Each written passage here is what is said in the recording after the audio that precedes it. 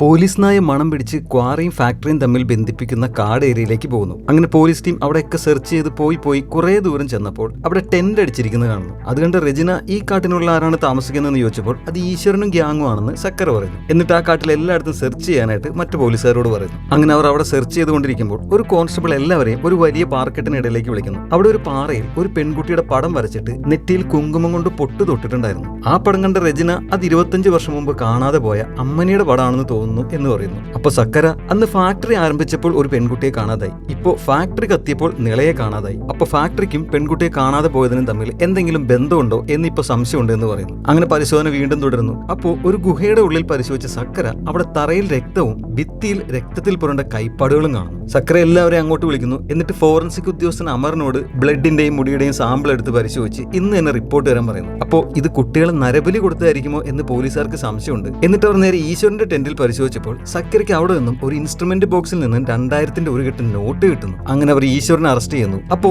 ഈ കൊലപാതകങ്ങളും ഈശ്വരനും തമ്മിൽ എന്തെങ്കിലും ബന്ധമുണ്ടോ? അതറിയാൻ ഈ തമിഴ് ക്രൈം ത്രില്ലർ സീരീസിന്റെ 6ാമത്തെ എപ്പിസോഡിന്റെ മുഴുവൻ കഥ നമ്മുടെ ചാനലിലുണ്ട്. കേട്ടിട്ട് എല്ലാവരും അഭിപ്രായം പറയണേ.